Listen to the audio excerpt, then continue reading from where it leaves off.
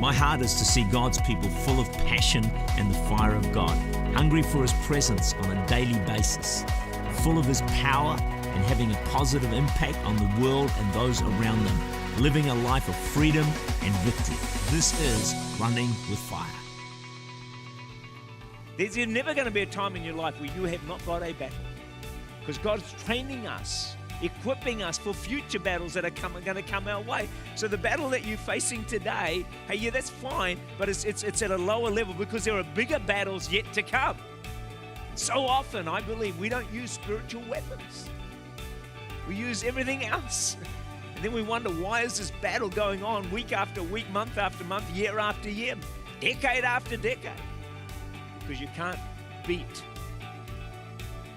spiritual forces with natural weapons. Friend, please pray. You need to pray for your own well-being, for your family, for your kids, every area of your life. Step up and pray. How do you develop spiritual muscle? By fighting battles, by fighting the enemy at a low level first, but then you take it up a level, then you take it up a level, then you take it up a level. See, life is all about preparation and training. And that's what's happening for all of us, preparation and training for greater victories. I read a testimony recently that got my attention. The man says, when I was 21, I was one of the darkest seasons of my life. I was a mess. I was drinking heavily. I was sleeping till noon, missing work, suffering heavy depression and anxiety. I felt so alone. I also felt fear. I didn't know why, it just lingered. My girlfriend broke up with me. I was fired from my job. I just sat in my condo and cried. And why did I have this feeling of fear? I checked all the closets to make sure nobody was in them. I said, don't laugh, I know some of you have done the same. I even prayed a shotgun prayer before I fell asleep. I woke at 3 a.m. I never felt so scared in all of my life. I started praying. I said, God, make this stop. I'm so sorry. I promise I'll behave. Isn't it amazing when things go wrong, we say, God, I promise I'll behave now. Just take this trouble away. So we prayed that sort of a prayer. He said, whatever is in here, make it leave. I knew nothing was in my room. My window was open. The curtains were flapping more than normal. I was freaking out. I needed to be rescued. I needed my dad. So I ran to the kitchen to call him. It was midnight where he lived. I didn't even know if he'd hear the phone or answer the phone. As I reached for the phone to dial his number, my phone began to ring and ring and ring. This is 3 o'clock in the morning. He said, I never felt so scared. Was I going to pick up the phone and hear the voice of Skeleta on the other end? Everything froze. And slowly, I picked up the phone. Carlos, it's Dad. It's okay. I love you. I was woken up to pray for you today. It's time to come home, son. As I grew up, I would seldom go a day without seeing my father on his knees praying. That's a word for every father in this house. My dad prayed for me on the phone. I packed up and went home. Told my neighbors I'm going to be with my dad because whatever he has, I want it. I needed to pay attention to whatever it had been that I'd been ignoring for so long. I believed it all now. Then he says the greatest trick the devil pulls on us is to make us think he doesn't really attack us. When we sit in denial of spiritual warfare, we are denying the enemy exists. Isn't it so true? So much happens in our lives, and the last thing we think normally is, oh, it's the devil attacking us. We think this, that, and the other thing. We think in the natural. You know, your enemy is actually not your husband or wife. It's not your boss. It's not your kids. You know, it's not all these natural things. It's actually a spiritual battle that we are in. And I want to prove that to you with Ephesians chapter 6 and verse 12. If you've got a Bible, you might want to turn to it. If you didn't bring your Bible, grab the one from the person next to you. 6:12, for we do not wrestle against flesh and blood. We do not wrestle against our husband, our wife, our kids, our boss, our work colleagues, our friends. You can put anything in there. But against principalities, against powers, against the rulers of the darkness of this age, against spiritual hosts of wickedness in the heavenly places. You probably did not come here to hear this, but do you know that you're in a battle, every one of you, against the powers of darkness? The forces of evil in this world are fighting against you and against me. However, there is good news, and the good news is this.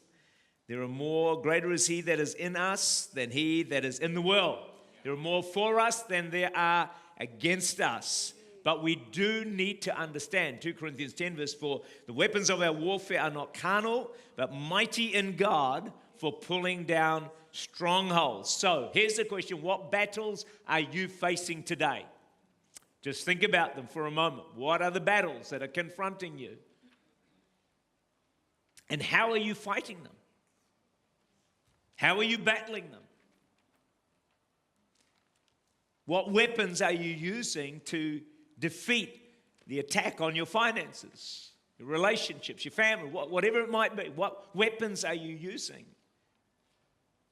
Because you can't fight a spiritual battle with natural weapons. 2 Corinthians 10 verse 3 says, though we walk in the flesh, we do not war according to the flesh. God has given you spiritual weapons to fight with, and we need to use them. We need to know how to use them. And so often, I believe, we don't use spiritual weapons. We use everything else. And then we wonder, why is this battle going on week after week, month after month, year after year, decade after decade? Because you can't beat spiritual forces with natural weapons. Joshua 1 verse 6. Be strong and courageous, because you will lead these people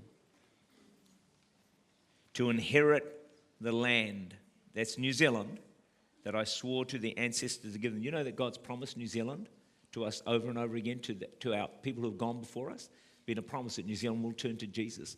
So God's given me that verse. I've read it hundreds, if not thousands of times. See, that's how you see a word get fulfilled. You just got to hang on to it for decades if you have to.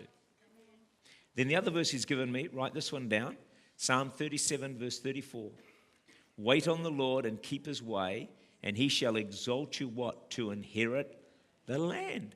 New Zealand. Friends, we are in a battle to turn New Zealand back to Jesus. That's what Church Unlimited is about. That's what your life is about. You're in Church Unlimited because God has anointed you and mantled you to help turn New Zealand back to Jesus. If you step into that calling, you'll start to experience things that you never dreamed you would experience in God. That's when you'll become exceptionally fruitful. So let's just drill this down a little bit. In the last few weeks, I've heard of at least 4 attacks on people in Church Unlimited. And I've never seen so many in all the years I've been here in a short. These all happened pretty much in 1 week. First person, this one guy I know, big strapping guy, he damages his foot. It all swells up, and the nerves are so painful, he can't even stand on foot. And I said, well, what happened? He said, well, I was playing a sports game, but he doesn't even know what the injury is. They can't work it out. And so he's limping around, and I just thought, boy, that is just so awful. And then I heard of another person, same week, and they sort of went numb down one side of their body. And it was frightening. It's scary. I mean, we're believing that it'll come right. It was the second one. The third one was from the city church. One of the girls, one of the pastor's wives, put a hand through this window, ended up with 12 stitches down the arm. When I was told that, I thought, man, that is just the devil. But then I heard a fourth one. This person was just doing some work in a house and was attacked by a dog viciously. And I thought, man, this is all so demonic. So much of the devil, new levels, new devils. Friend, please pray. You need to pray for your own well-being, for your family, for your kids, every area of your life. Step up and praying, because there's no point praying afterwards. You want to pray beforehand to stay off these attacks that are coming your way, coming our way. It's new levels, new devils. We need to understand what is happening here. The word Satan means adversary. And that means that he's your constant adversary to make your life miserable. That's what he wants to do. He will attack through wherever you're weak, actually. He knows your Achilles heel, wherever you're weak. So he'll attack, maybe it might be your marriage, it might be your finances, it might be your character, it might be insecurity, it might be your kids. It could be in relationships. Wherever there's a potential weakness, that's where he will attack. And he is like a python. And the aim of a python is to drain the life out of you, to harass you until you are exhausted. And you're thinking, I don't know if I can take much more of this. That's how the devil works, like a python. And he's after you and he's after me. The fact is, we're always called to be overcoming something. There's never going to be a time in your life where you have not got a battle. Because God's training us, equipping us for future battles that are going to come our way. So the battle that you're facing today, hey, yeah, that's fine, but it's at a lower level because there are bigger battles yet to come. And right now, God is equipping you. He's training that your spiritual muscle. He's making it stronger and stronger. Those biceps keep growing and growing. I mean, I've ripped several shirts when I go like that. I just have to be careful. I only go this far, you notice. If I went up here, this ship would just explode. It would just explode. So I can't do that, all right? But you've got to develop that spiritual muscle. How do you develop spiritual muscle? By fighting battles. By fighting the enemy at a low level first, but then you take it up a level, then you take it up a level, then you take it up a level. See, life is all about preparation and training. And that's what's happening for all of us, preparation and training for greater victories. See, preparation is vital. David was prepared by God to take down Goliath. 1 Samuel 17:37.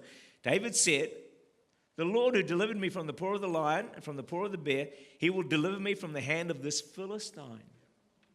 Bible and history teach us one thing very, very clearly, and that is battles are won before armies take the field. See, the critical moment for an army is not the day it engages in battle. It's the day before, month before, the year before, in all the preparation and training. Think of a sports team, All Blacks. The critical moment is not when they run out on the field, is it? Or the next 90 minutes or however long it takes. That's not the critical moment. The critical moment is the weeks, the months, the years before, the training, the running, the preparation, the planning. Getting everything ready so when they run on the field, there's a good chance that they are going to win. The rule is prepare or fail. Prepare or lose. It didn't take Moses long to lead the children of Israel through the Red Sea. I mean, it's a great story. You can read it in a couple of minutes. Stretches out the rod, the waters part, and away they go straight through the waters. I mean, it's fantastic. Great success, wasn't it? But how long did it take to get Moses ready? 40 years in the wilderness, fighting battle after battle or struggle. I'm sure after struggle, as God was getting his man ready to win a battle that seemed pretty straightforward at the end of the day. And what about David? I mean, he gets people out of the water, slings this thing around, he fires at Goliath, and Goliath's down. Probably took a couple of minutes to knock the guy down. But how long did it take to prepare David for this battle? He had to slay a lion and a bear, and then he took on Goliath. So what happens is we win smaller battles, lesser battles, and then God increases the battle. And then so we're equipped to fight bigger and bigger battles. But you don't go from here to fight this battle, otherwise you just won't be able to do it. So you just go step by step by step. And as you win those battles, God's going to, there's more, because there's bigger battles to be won. Is that right? There's greater victories to be won yet. There's more land to be taken. There's greater battles ahead of us. But right now, God's just training us, equipping us, preparing us with the battles that we are facing right now. Exodus 23:30 says, "Little by little, I will drive them out from before you until you have increased You see? Little by little, God drives the enemy out until we increase and we grow and we grow and grow until you increase and you inherit the land. So, the early church, I'm going to take an example from them. They saw great expansion, the infant church. And the enemy, his one goal, he's got to destroy the church, the early church. He has one goal for you, and that's to destroy you. Make no mistake, he is out to do you in. That's his goal. And he's unrelenting. He'll never give up. Till your dying day, how many Christians have fallen on the final lap? Taken down, age 80. He'll attack you all the way through. We don't have to fear this because God's greater and he's in us. And I'll tell you how we win this in a moment. But we've got to see what opposition came to shut down the early church. Firstly, it was persecution and opposition. Because he wanted to destroy this infant church while it was still finding its feet. So when something is new, the enemy will attack ferociously because you've got to kill that seed, abort the seed before it bears fruit. So when someone gets saved, folks, pray. Pray not just at the front, pray day after day after day because the enemy is out to get them. We don't want to be like mothers who bring kids to birth and then ignore them and say, good luck to you. Hello? So important. We just got to pray. When I became a new Christian, the enemy attacked me, through one person in particular who just mocked me. Every mistake I made, it was excruciatingly painful. Because I think the devil saw when I got saved, he says, if I don't stop this guy, he's going to be trouble. Yeah, I'm trouble, all right. Abort the seed. See, and that's his goal for all of us, is he's got to abort. See, your greatest days are ahead of you. Make no mistake. So the enemy's got to abort the seed now. He's got to somehow stop you. So he'll throw everything, including the kitchen sink, at you to stop you.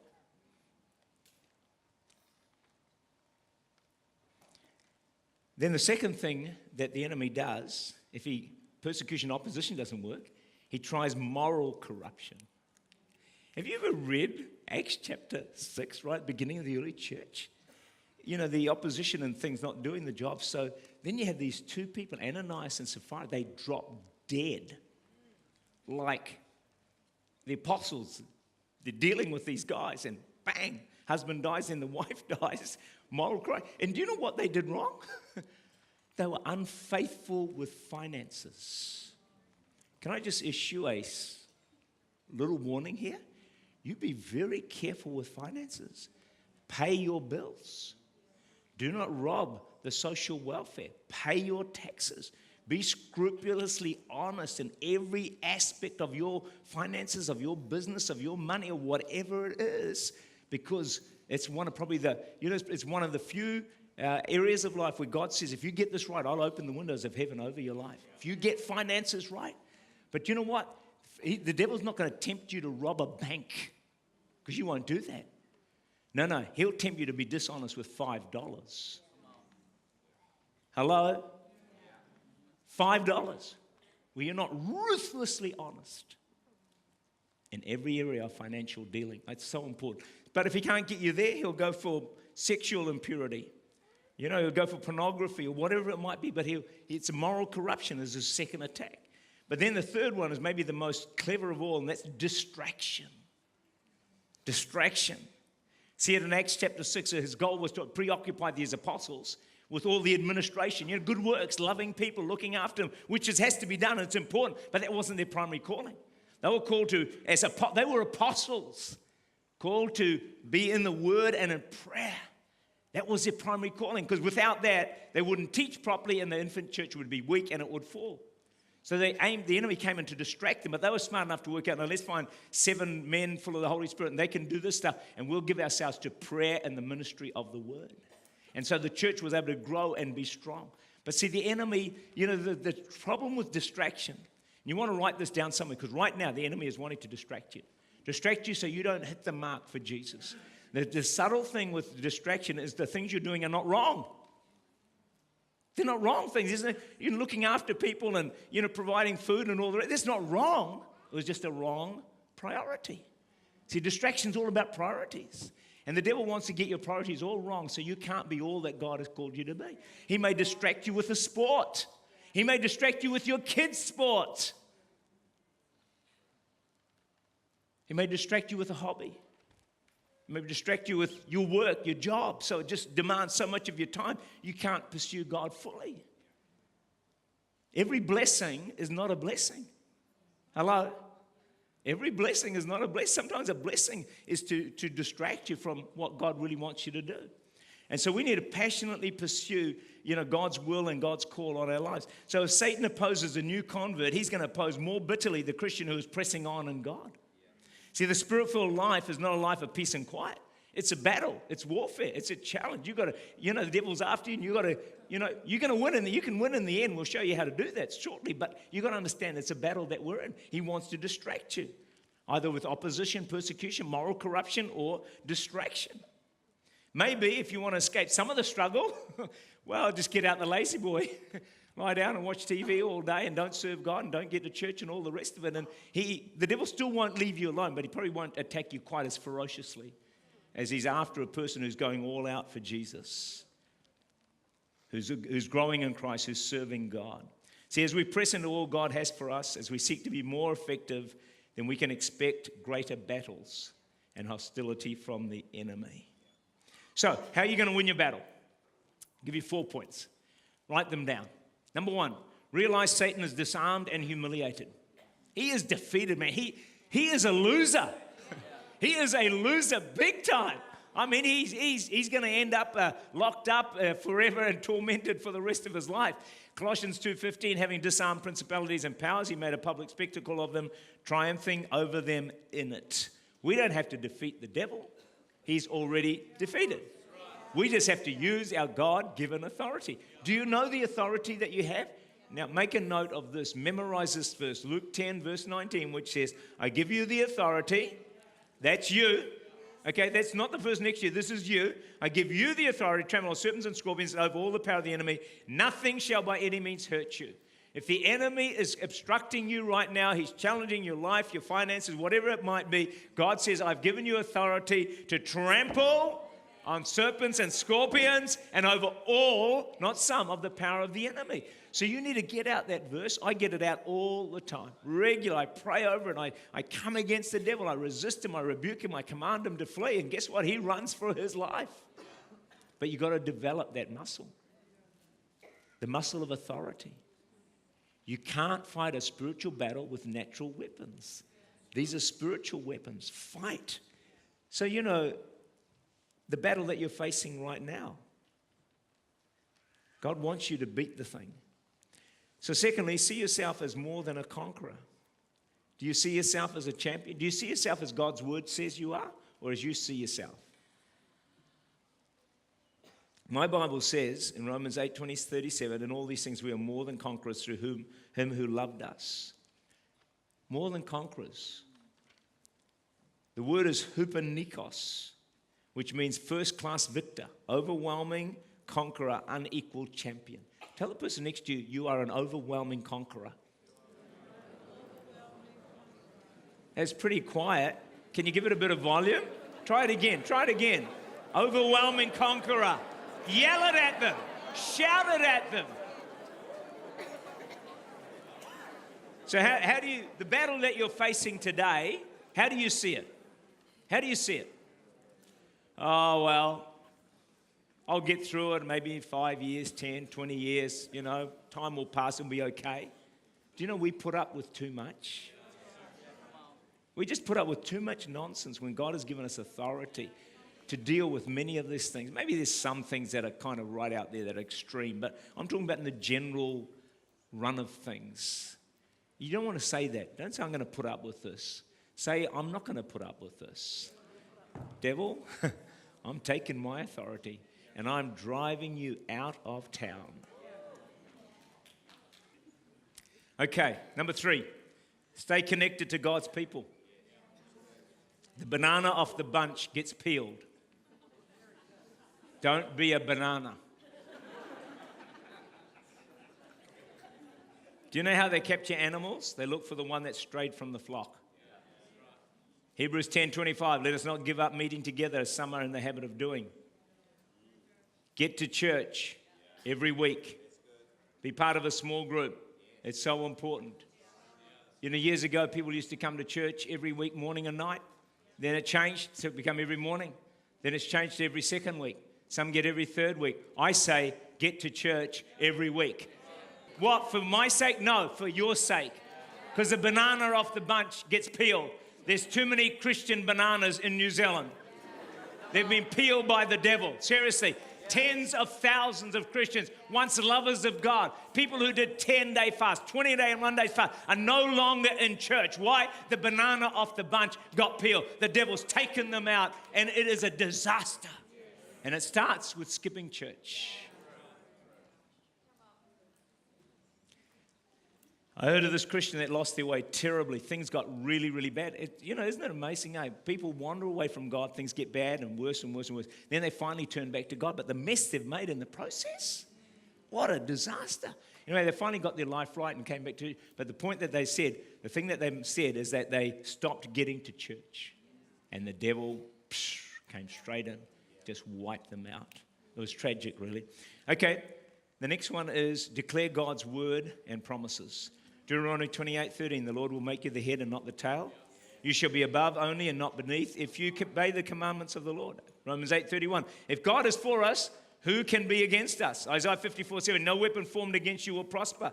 There's a tract that was put out called 18 Inches from God.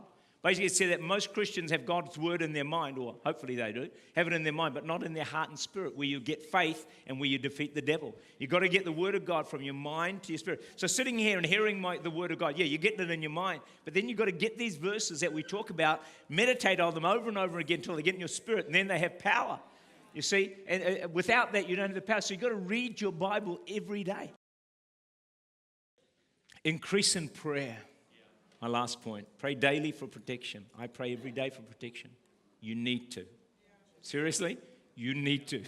For your family, your finances, your house, your property, your marriage, kids, pray every day. God's protect. Cover them in the blood of Jesus. And God will watch over you. Will it really help? The further you go in God, the more you need to pray. These really are momentous days for Church Unlimited, unlike anything in the past.